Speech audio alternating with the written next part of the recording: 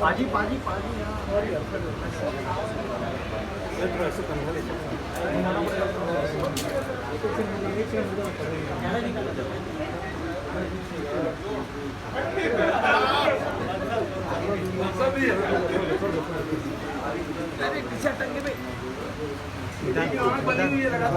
देखो उसको उनको हर चीज़ में परेशानी है।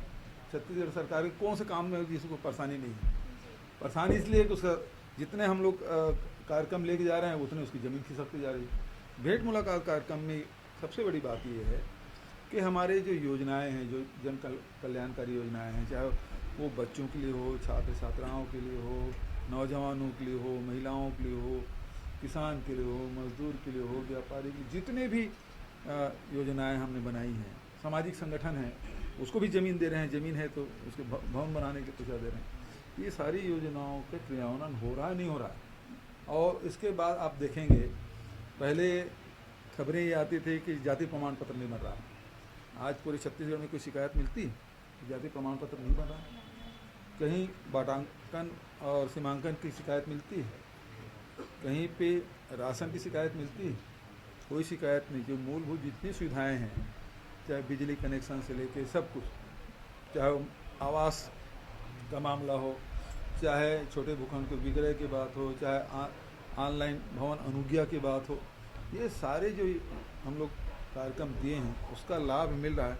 और ज़मीनी स्तर पे जाके उसको हम लोग निरीक्षण करते हैं और जहाँ इस प्रकार कहीं इक्का दुक्का शिकायत मिलती तो तत्काल उसका निराकरण भी कर देते हैं। तो आम जनता को क्या चाहिए? योजना पेपर भर में बना कर रखो कि योजना को धरातल में उतारना।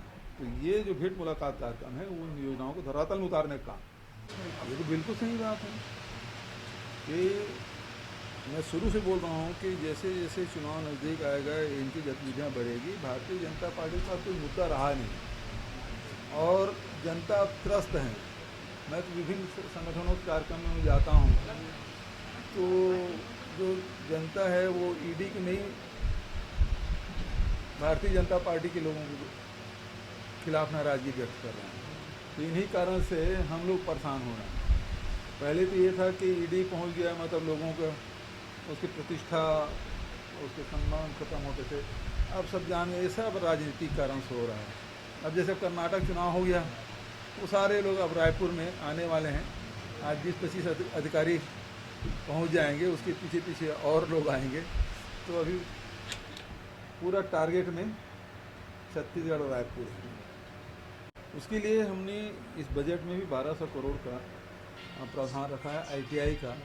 आईटीआई में नए ट्रेड भी खोलेंगे और उसका उन्नयन भी करेंगे।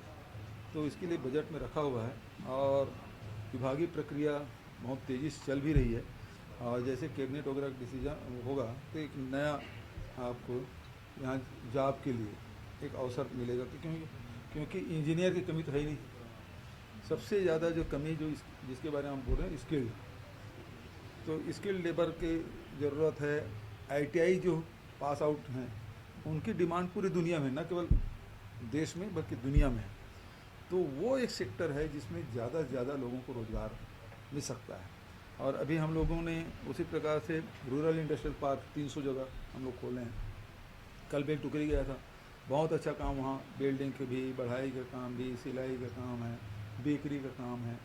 ये सारे काम जो जो वहाँ जिसकी इंटरेस्ट जिसमें है उनको वो सब काम हम ट्रेनिंग भी दे रहे हैं और ट्रेनिंग के साथ साथ उसको फिर उसकी बिक्री की भी व्यवस्था हम लोग कर रहे हैं।